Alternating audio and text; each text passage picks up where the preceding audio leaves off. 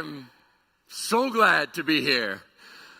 Thank you for your prayers and encouragement. It's surreal. Like, for example, when you pray every week and Wednesday night, your prayer list, it's weird when you see your own name on that prayer list. It gives you a whole new perspective. But it also gives you a deep appreciation for this church and the way you gather around folks that are hurting. And thank you. I love our church, and I'm just so grateful. It was not lost on me that our opening song today, Brandon, was He Lives. And I thought, and I was laughing, but that's better. At the 8 a.m., you can't make this up, the 8 a.m., which was planned, of course, long ago, the special choir song was, You Can Bury the Workman, the work will go on. I thought, that seems a little on the nose.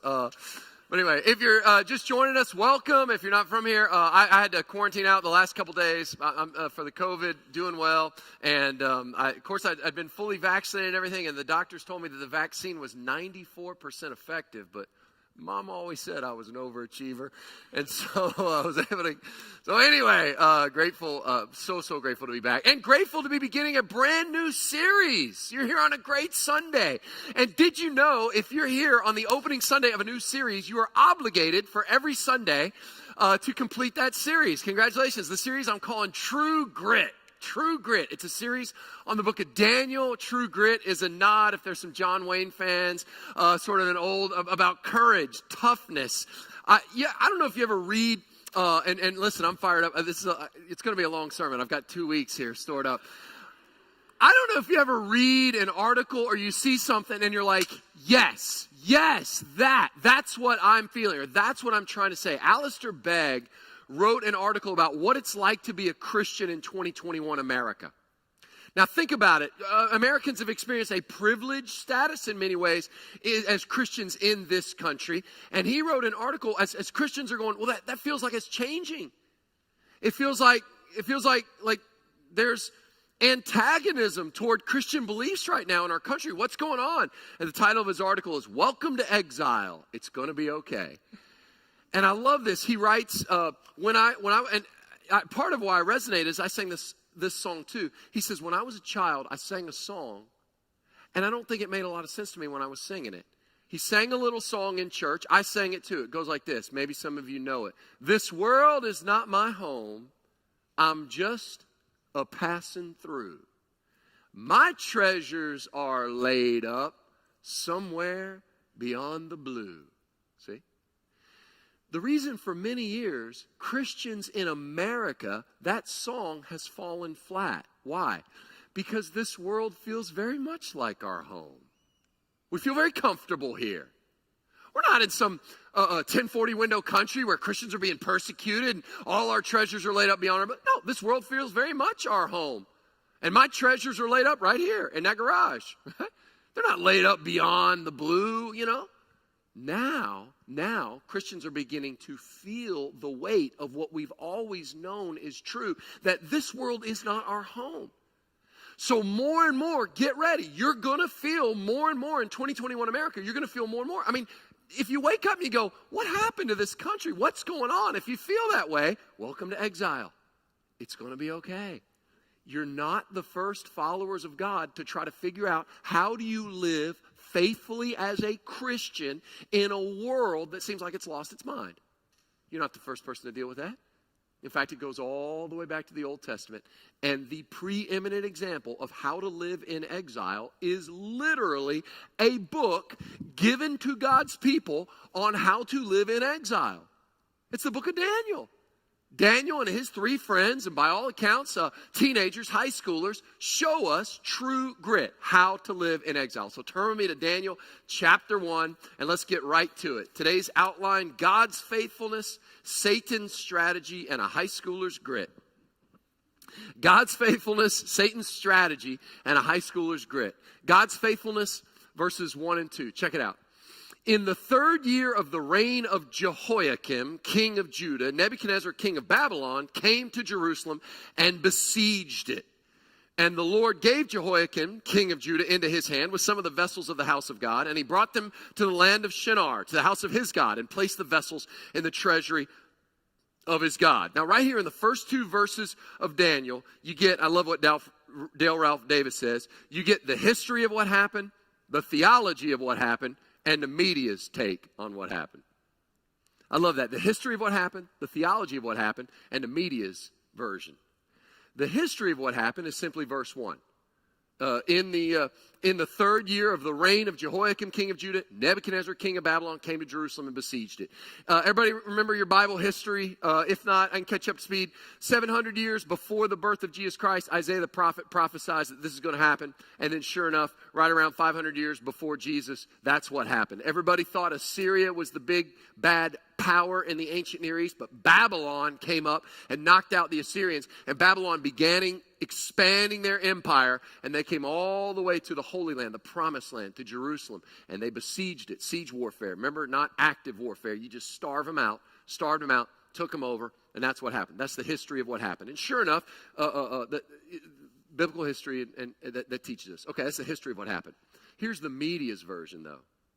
The media's version of what happened is the second half of verse 2. And Nebuchadnezzar brought the vessels of the house of God to the land of Shinar, to the house of his God, and placed the vessels in the treasury of his God. Every word there is shots fired against Yahweh. You hear it? You see it? You see the arrogance? Big, bad Nebuchadnezzar can do whatever he wants to little old Yahweh and his people. See, because Nebuchadnezzar's saying, you see the symbolism. I'm going to take the holy things that were devoted to Yahweh God, and I'm going to put them in the temple to my God, because apparently Yahweh, your God, can't save your people.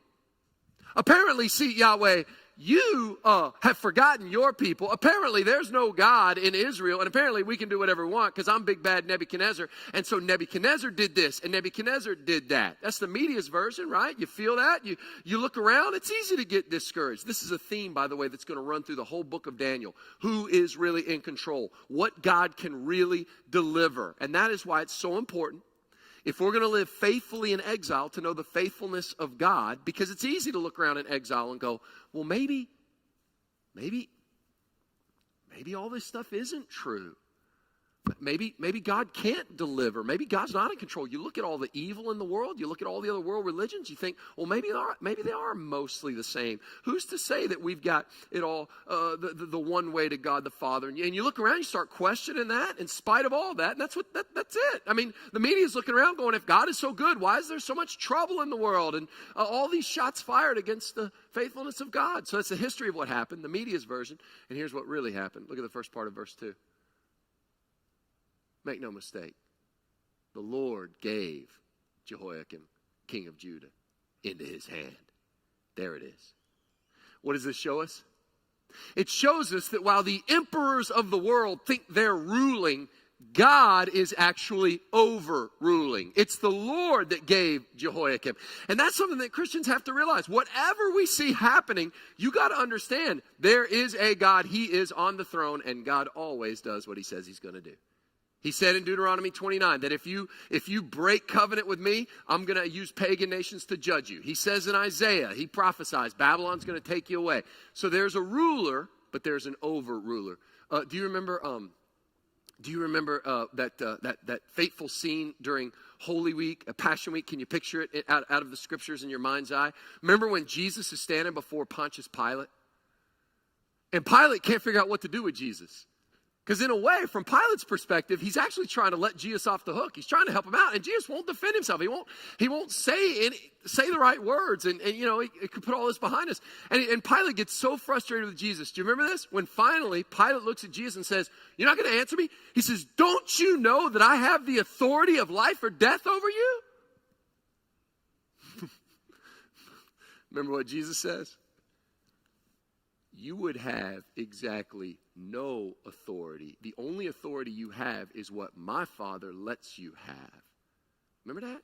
See, when it looks like Nebuchadnezzar's ruling, remember, Nebuchadnezzar's overruling. Do you remember the Apostle Paul? When Caesar threw the Apostle Paul in jail, the Apostle Paul never once in Scripture called himself a prisoner of Caesar, did he? No, he called himself a prisoner of the Lord. See, because Caesar thinks he's the one who has me here in prison. But I don't serve Caesar. I serve Caesar's boss. And it's God Almighty who wants me in this prison. So if he wants me in this prison, then I'm going to be in this prison, and it's going to result in the furtherance of the gospel because I'm a prisoner of the Lord. When it looks like there are rulers, listen, there are overruler. One, his name is God.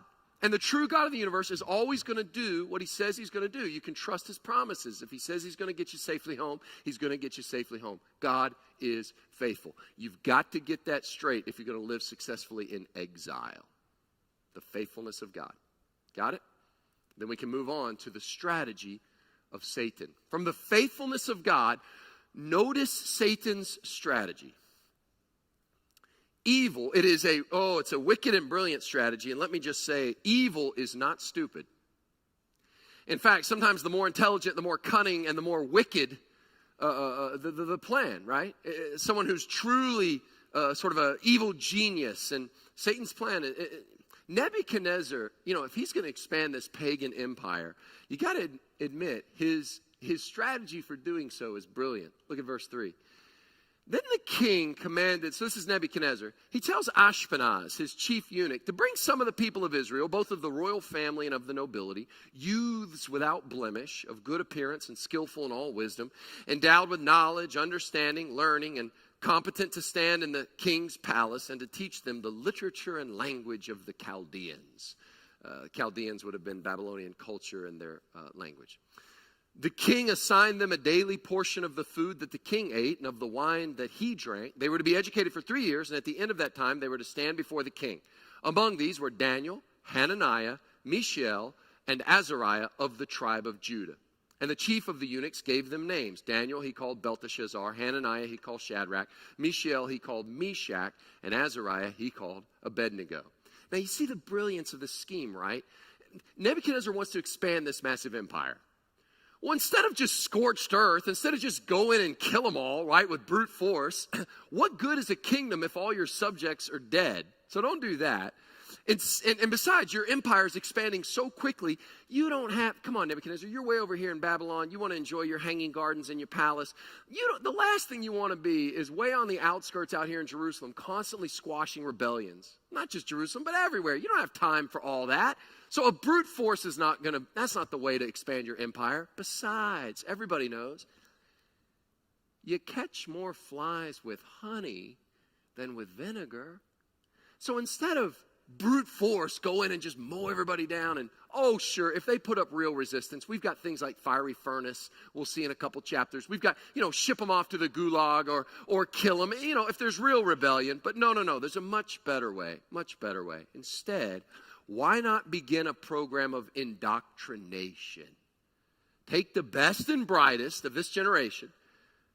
And unless they really put up a fight, no. The best would be to take them into Babylon, let them lose their identity as Israelites and become utterly Babylonian. If we can get enough people, let's take a few of them and get them into Babylon. And then, and this is very important, let's get Babylon into them.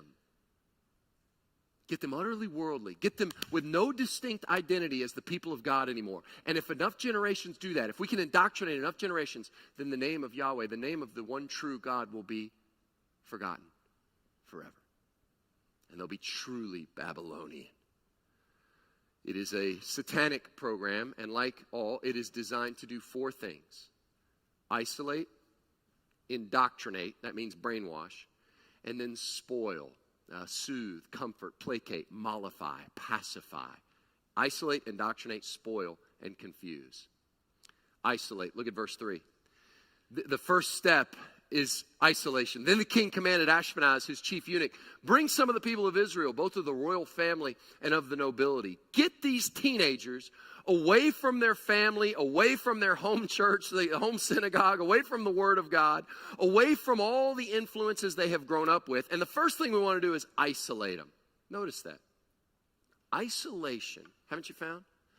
Isolation is often a key first step in the enemy's temptation of you, isn't it? If he can get you alone. Every business traveler knows this. Right? I'm out here on the road. Nobody really knows me. Complete accountability.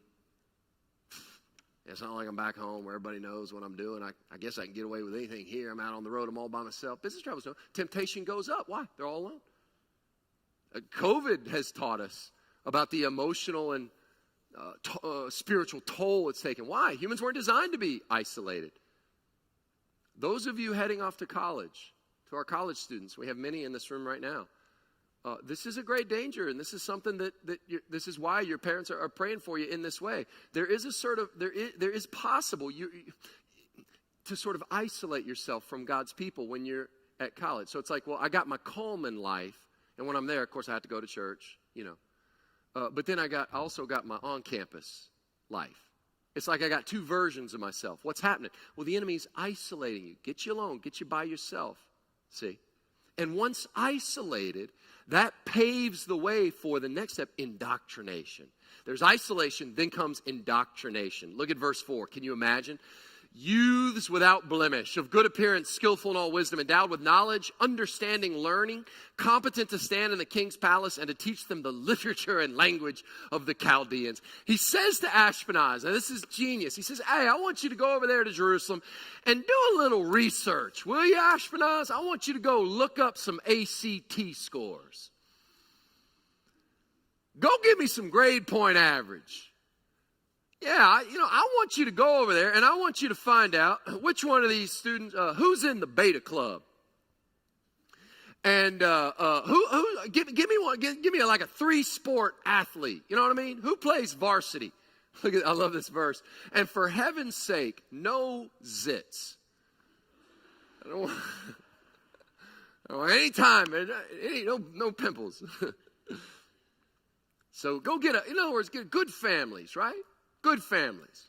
Find those families and find those teenagers. And here's what I want you to do.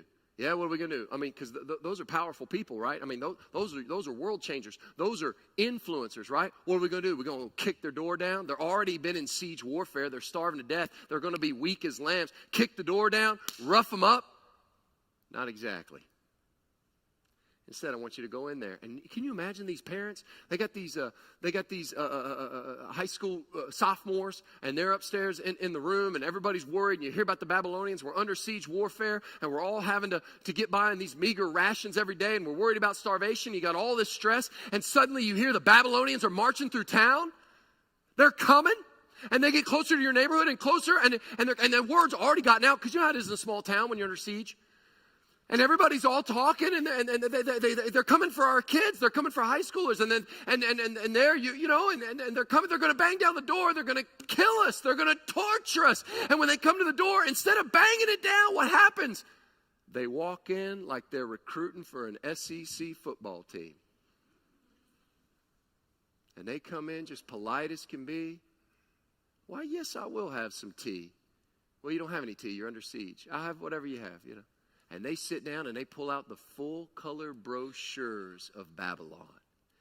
And they call that young man down and they say, we see real promise in you. Why would you want to stick around this one-horse town? Literally siege warfare. They were down to the last horse. They were about to eat him. Come with me. And we're gonna treat you right. And here's what you're gonna do. You see these brochures? Now, Mom, you're going to love this. This is the finest prep school in all of Babylon. And we're going to teach you some things. Now, notice, you're going to look at all this is about wisdom. It's flattery, but it's also wisdom. Endowed with knowledge, understanding, learning, access to the upper echelons of academia, and the literature and language of the Chaldeans. Now, listen, they're telling them, you get a lot of the students that come through our program, the next step's the NFL. The next step is you'll have access to the best jobs in all the kingdom. And listen, think about this for a second. You will come and you will finally learn, I know what they've taught you here at Sunday school, but you'll finally learn the truth. You'll learn the literature and language of the Chaldeans. In other words, what you'll learn is your myth about, what's the name of your God again? Yahweh? Yeah, his vessels are in our temple. So what you'll learn is that your little myth, that cute story about how your one God created everything and he's the only way to have access, you'll learn that is one myth among many myths. And you will learn eventually to see as a true sophisticated Babylonian, you'll have all the wealth the world could offer, you'll have all the worldly wisdom, and you will be utterly Babylonian. Now, doesn't that sound nice? If you're not following me here, if you're not tracking my point, parents, grandparents, listen to me carefully what I'm saying. The world is perfectly happy to disciple your child. they would love nothing more. And if you're not taking active, intentional steps, Christian education, I'm talking about Sunday school, I'm talking about first kids, I'm talking about youth group, I'm talking about every time the doors open, all that stuff, you got to understand, the current is fast moving. The world is happy to indoctrinate your child, to disciple your child. It's part of worldly process. Now, this hit home for me in a real personal way. When our firstborn, when Katie was in New York, she wasn't even in kindergarten yet. It was just pre-K. It was just like we sent her to this preschool. And I don't know why this was such a trigger for me.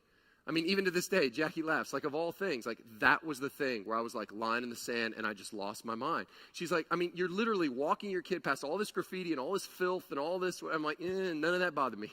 It was this. It was this one thing. And so to this day, I get chills even thinking about it. Katie comes home from preschool, and she wants to sing a little song that they taught her in preschool. And I was like, oh, okay, I'd love to hear it. And she sings, and I quote, this is what they taught me.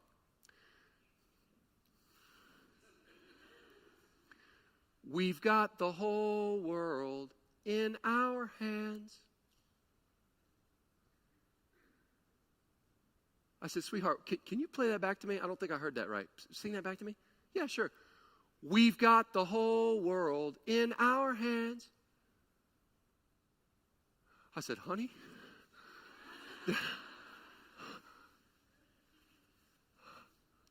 listen to me carefully.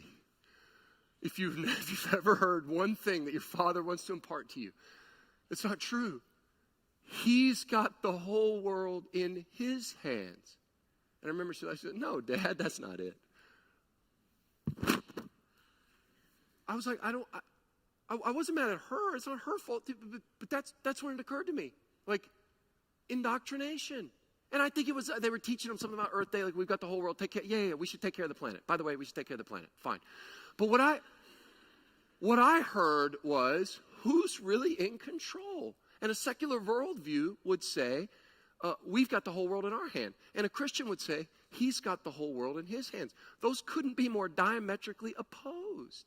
And that scared me more than all the graffiti and all the filth and all the, it was that Babylon was getting. So what do? We immediately pulled her out of school. We started a commune. And we all became hippies. And, of course not. But I wouldn't fault you for thinking that. What do? That's the day we realized we need a guide. We need Daniel. We need to figure out, how are we going to live as exiles?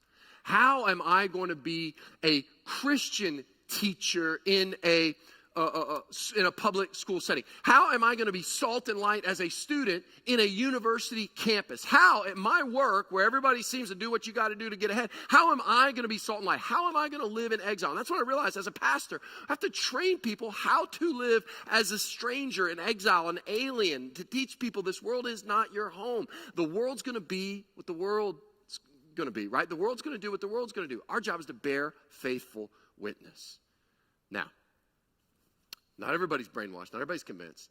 And I imagine these boys are sitting there going, I don't know. That doesn't sound right. Literature and language of the Chaldeans. I mean, I definitely want to learn that stuff, but I also want to be faithful to Yahweh God. And the parents are going, I don't know. So they bring out the big guns. Now, if you're the recruiter and you're trying to get these boys, right, you bring out the big guns. If you have ever raised a teenage boy, or you have been a teenage boy, you will understand the next verse. I don't know. I'm not convinced. So finally, verse 5. Well, let me tell you about the food. Sold! The king assigned him a daily portion of the food that the king ate and of the wine that he drank. They would be educated for 3 years, and at the end of that time, they would stand before the king. Now, that hits all teenage boys, but imagine these boys. What's been happening for the past months or years? Siege warfare. They're starving to death. So he tells them, now you're going to go from starving to death to feasting literally like a king. You see that? Isolation, indoctrination, then they spoil you. The tactic of the enemy is not direct terror or frontal assault, but just spoil Christians. High living easily blunts the sharp edge of conviction. Listen to this quote from Sinclair Ferguson. It was convicting to me. Somebody in Nebuchadnezzar's palace knew enough about the human heart to know that most men have their price. And that good times, comfort, self-esteem, and a position in society are usually a sufficient bid for a soul. Whew. He's saying you just spoil them, make them comfortable. I think that explains why some Christians would actually flourish in an environment like being under Pharaoh, but taste the freedom and the wealth of being an American Christian, and suddenly we're weak as water because this world is too much with us. So isolate, indoctrinate, spoil, and finally confuse. Confuse them about their identity. Every time their name is called, I want them to forget who they are. Look at verse 7. And the chief of the eunuchs gave them names. Daniel he called Belteshazzar. Scholars don't know exactly what these names mean, but by all accounts, there's something to do with pagan gods. So Daniel, which means God is my judge, gets renamed Belteshazzar, a servant of Baal. Hananiah, the Lord is gracious, becomes Shadrach, something to do with inspired by the sun god. Mishael, he calls Meshach. Mishael, who is what God is, becomes Meshach, who is what the moon god is. And Azariah, which is the Lord helps, become Abednego, servant of Nebo. The point is pretty clear. Over time, he wants these young men to forget who they are. The final step in the enemy's plan is always, Christian, always, listen to me, Christian, it's always to give you a name that is not your name. To give you a label that is not who you are. And before you think, I would never fall for that, some of you are already in that clutches of the enemy right now in that way. It's an act of faith to wake up in the morning and go, I'm a child of God. I have a good Father. He loves me. And in spite of all appearances, he is my Lord. He is my judge. He is my God. That's an act of faith. And the minute you live into the minute you allow the world, the flesh, and the devil to label you, you see, they've already won that great victory over you. It's like you've locked yourself in a prison with no hope for parole. You say stuff like, well, figures, I messed that up. You know, I'll never get that right. Well, whose label are you living under? Well, you know, I'm just lazy. Well, that's a dead end. If you're lazy, what hope do you have to ever change? You're lazy. That's who you are. That's it, right? Well, figures, I never really overcome that temptation. Well, never's a strong word. Is there no hope for a miracle? Is there not authority in one word from Jesus? The enemy will always try to give you a label, always try to give you a name that's not your name. That's why indoctrination is real. You've got to have the mind of Christ. You've got to be transformed by the renewing of your mind. That's why in Romans 8, Paul's saying there's no condemnation to those who are in Christ Jesus. So, God's faithfulness, Satan's strategy of isolation, indoctrination, spoiling, and confusion. And finally, a high schooler's grit. Let's look at the rest of the story.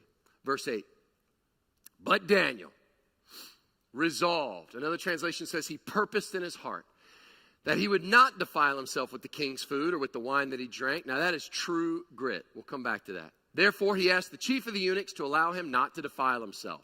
Okay? I don't want to defile myself with the king's food. Now, verse 9 makes us think he's going to get a good answer. And God gave Daniel favor and compassion in the sight of the chief of the eunuchs. It's interesting. Verse 9 and 10 don't actually, in our minds, go together because verse 9 makes it sound like the chief is going to say, okay, great, let's figure something out. He doesn't do that. Verse 10, the chief of the eunuchs says, listen, I'm in a tight spot with that one. Now, I think it pained him to say this because he liked Daniel. He had favor, but he's saying, look. Here's how this works. My boss is Nebuchadnezzar, like crazy, psychotic, sociopathic, fiery furnace, crazy Nebuchadnezzar.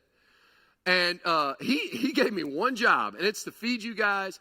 And if I just give you like, you know, veggies and water instead of the rich, calorically dense food of the king, then we come a few weeks from now and you're all anemic. He's going to want to know, why is this the case? And my head's on the chopping block. He literally says that. You would endanger my head with the king. Now, it's a very interesting response. He doesn't actually say no. One commentator pointed out, we can't see the winks and nods of verse 10. Because what happens next, it's almost like he's saying, whoo, I wish I could help you. I personally can't help you. But if you'll go down a step in the chain of command, and that's what Daniel does. Look at the next verse. Then Daniel said to the steward, whom the chief of the eunuchs had assigned over Daniel, Hananiah, Mishael, and Azariah, Test your servants for 10 days. Let us be given vegetables to eat and water to drink. Then let our appearance and the appearance of the youths who eat the king's food be observed by you, and deal with your servants according to what you see. So he listened to them in this matter and tested them for 10 days. Very smart. Daniel goes down a notch in the chain of command. Now, who is this steward? Well, the steward is basically the lunchroom monitor. And I doubt that this lunchroom monitor ever got to taste the king's steak or the finest wine from the king's cellar. Maybe once or twice in his life he got to taste such delicacies. But can you imagine this guy? Every day he has to take the finest steak and highest quality wine and give it to these Israelites while he himself goes and eats a salad. And you know the worst part is? He had to be the one to serve it. So it's not only did he never get to taste these things, but he had to watch every day. He had to salivate over it. And so when Daniel comes to him and says, it doesn't take him long to do the math, says, wait a minute, let me see if I understand you correctly. You want me not to give you your choice food and the king's wine, and instead you want the veggies and water that I have to drink. Well, I guess I could work out something. I could give you the veggies and water, but if I do, then what's going to happen to all that steak and... Oh, I know where that could go, right? Suddenly it dawns on him. And he says, I think we can work something out here. And so they privately do a little test run, and you know the rest of the story. It works. Verse 15, at the end of 10 days it was seen they were better in appearance and fatter in flesh than all the youths who ate the king's food. Makes me wonder if they deep fried those veggies in some Crisco. So the steward took away their food and the wine they were to drink and gave them vegetables. And as for the end of the story, of course, God grants him favor. As for these 4 youths, God gave them learning and skill in all literature and wisdom. Daniel had understanding in all visions and dreams. At the end of the time, when the king had commanded they should be brought in, the chief of the eunuchs brought them in before Nebuchadnezzar, and the king spoke with them. And among all of them, none was found like Daniel, Hananiah, Mishael, and Azariah. Therefore they stood before the king, and in every matter of wisdom and understanding about which the king inquired of them, he found them 10 times better than all the magicians and enchanters that were in all his kingdom. And Daniel was there until the first year of King Cyrus. I wonder if that's just a little foreshadowing that earthly kings come and go, but the man of God remains. So you see, he advanced in all this wisdom and understanding. It's not like he said, well, then forget it. I don't want any part of this. He learned the literature and he knew all that stuff, but he was still faithful to God. I want to close with very practical application. Because you may hear all this and go, okay, great for Daniel. Daniel had true grit. Daniel had courage. That's great. I want you to look at this story, and I want you to look at Daniel's response, and I want you to walk out of here, and I can do them very quickly. I want to give you 3 application points that you can begin to put into place into your life, like immediately. Like starting today. Straight out of the book of Daniel, straight into your life as a Christian in 2021, trying to figure out how to live in exile. 3 application points. I can do them quick, and you can put them into place immediately. Number 1, resolve. Resolve. Daniel resolved. He purposed in his heart. Look at verse 8. But Daniel resolved. The word resolved means to decide, watch this, ahead of time. Resolve means to pre-decide. Now, some of you right now in this church service on Sunday morning, August 15th, you need to pre-decide some stuff. You've got decisions that you know, you've got some decisions, you've got some things, or you need to affirm some resolutions you've made.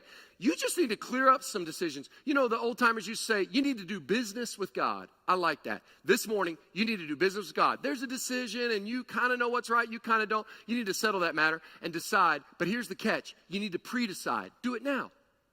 Do it now while you're in church, while you're thinking clearly. Don't wait until the moment of great temptation. That's the point. He purposed in his heart. Daniel didn't wait until he sat right in front of that filet mignon. What should I do? Oh, carrots. Or if you're a vegetarian, smelled the carrots and looked at the meat. You're right, it doesn't work. The point is, he decided ahead of time. Now, what do you need to pre-decide about? When I was a boy growing up in church in Western Kentucky, I had a Sunday school teacher or maybe an RA leader. Or whatever. By the way, those of you who work with children, don't ever underestimate the legacy you will have in this person's life. I still remember this. And this fella, his big thing, we were about 11 or 12 years old. And his big thing And I'm not here to make a religion out of it. It's not a moral issue. I don't care. It was his thing. He did not want any of us boys to smoke cigarettes. We were not going to smoke cigarettes. That was his big thing. And so he gathers us all. And of course, in West Kentucky, he was fighting upstream battle there. But he sat us down and he said, boys, you're going to make a decision. Every single one of you is going to make a decision about whether or not to smoke these coffin nails. Every one of you is going to make a decision about cigarettes. He said, this is all I'm asking you. If everybody agree we're going to make a decision? I was like, I guess. He said, here's all I'm asking you. Let's make that decision right now, right here. Let's just decide now. That's just one less thing you'll have to worry about. You can just check that off. Pulls out a pack of cigarettes. He's like, so if you're going to say yes, just go ahead and say yes right now. We're like, yeah, right, smoke in church. This is a trick. We're going to die. You know, God's going to send a lightning bolt. Like, holds it out there. He said, oh, okay, no takers. Well, then if the answer is no, then let's just decide no. Either way, I want a clear line in the sand, firm decision. But there's no need to wait to decide on the enemy's terms if we can just decide right here, right now on our terms. Well, of course, we all said no. He said, good. Well, then that's one less thing. Put the cigs back in. Okay, that's one less thing. We can go on with the lesson. Yeah, I've never forgotten that. Again, I'm not making a religion out of it. I don't. Your moral stance on cigarettes. But wasn't there some wisdom in what that man was teaching those boys? What he was saying is, isn't it wiser to decide what you're going to do about this now when you're thinking straight than at a Friday night after the football game when all the boys are back there passing around cigarettes and you're going to look like an idiot if you don't take one? Then it's really hard to make the decision. Why not just decide right now? There's some wisdom in that, isn't there? He was saying be resolved, be purposed. Young people, why not resolve right now what your sexual ethic is going to be? Will you have a sexual ethic that aligns with the Bible or not? Why not decide that now rather than just sort of hope that one day you'll maybe make the decision? Why not pre-decide on some things? Resolve in your heart. Parents, you need to resolve in your heart right now what will be your child's use of technology. Don't wait until Christmas to decide whether or not to get them a smartphone. It's too late. You can't fight that battle. You got to decide ahead of time. And there's no reason not to. Pre-decide. No wishy-washy. Did you know 99% commitment is very difficult, but 100% commitment is actually easier? It's decided. My kids know when they'll get a smartphone. There's no begging. There's no crying. They know it's been decided. Nothing on earth could change my mind. But everybody, But what about Why? It's been purposed in my heart. You don't get a smartphone until you're 40. And that's, just jokes, sort of. But you see what I mean. What are you doing? You're purposing in your heart. You know, something that strikes me as a boy growing up, you know what my parents, looking back, I didn't think about it at the time. Do you know what, looking back, do you know what they purposed in their heart? Do you know what they, Daniel 1:8, resolved? And I didn't even think about it because it was, but they had sometime, somewhere along the line, they purposed that if it is Sunday, we go to church. It is laughable to think about waking up as a boy in the Richter household on a Sunday and asking, so like, what do you guys think? We go, no, I'm just kidding. I decided not to. I didn't. What do you guys think? We're gonna roll over to church, right? It's a joke. The question doesn't even make sense. Why? Is it Sunday? Yeah. Are you breathing? Yeah. Then we're going to church. What's my point? Pre-decide, resolve. Some of you, that just needs to be a resolution. There's no more. 99% commitment is hard. But 100% commitment is, if it's Sunday, we're there. You see how that's actually easier. I have just taken away the stress of deciding for the next 52 Sundays of your life, haven't I? 100% commitment. Pre-decide, resolve. That you can put that into place right now, this morning, today. And if we stop there, if the only application was dare to be a Daniel, resolve in your heart, then I think that could make us pretty dogmatic. So I want to follow that with resolve, predecide.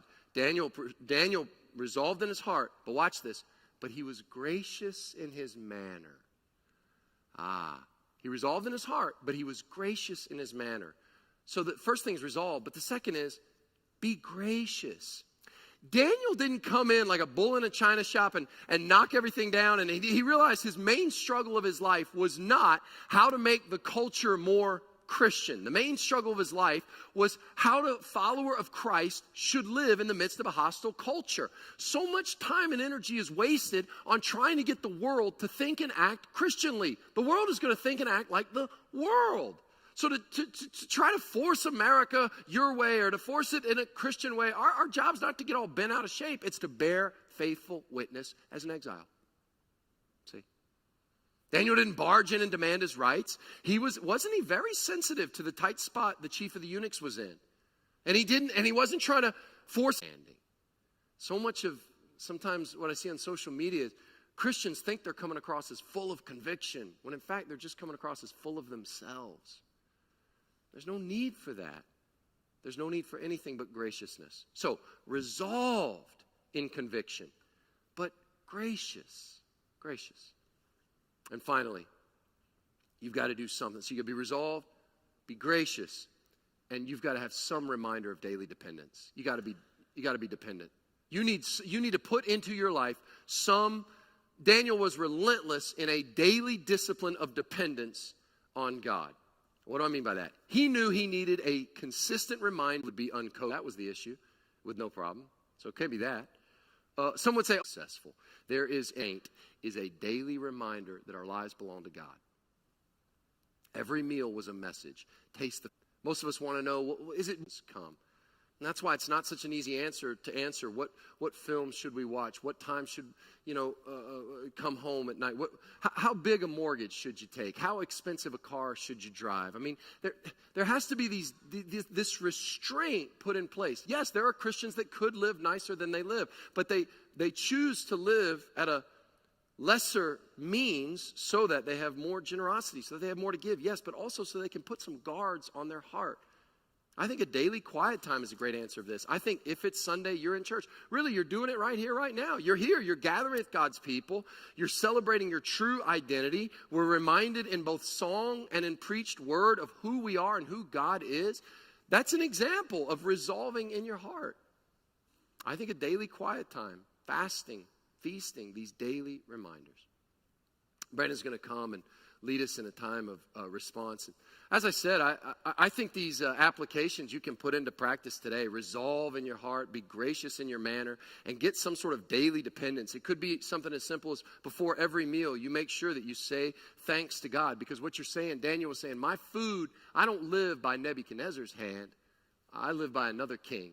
It's my king that feeds me, that has given me everything I need to have food on my table today. And that's a daily reminder. Pushing back against the indoctrination of the world. But if the message is just dare to be a Daniel, we may as well stop reading. I mean, if you're here this morning and you're thinking, Daniel had true grit, but what about me? I failed. I've compromised. And I'd love to say in a sermon like Daniel, yeah, that's me, and I had the faith of Daniel, but I haven't. Is there any good news for me? There is. Listen. To everybody who's dared to be a Daniel and royally failed, the good news is this. God is not just faithful to those who are faithful to him like Daniel, but he's even faithful to cowardly sinners, weak and lowly. And that's the good news of the gospel. Jesus lived the perfect life we should have lived, and he faced a greater temptation than Daniel and his 3 friends faced. And he went all the way to the cross to pay for every compromise and every act of cowardice. And every time when we should have resolved in our heart and failed to, he paid for all of that on the cross so that we could be given our true identity. Child of God, beloved, forgiven, free, his forever. He gave up his home. He went into exile on the cross so that we could have a forever home. And reminding yourself daily of this gospel, reminding yourself daily of our dependence on God, that will give you each day true grit. Let's pray.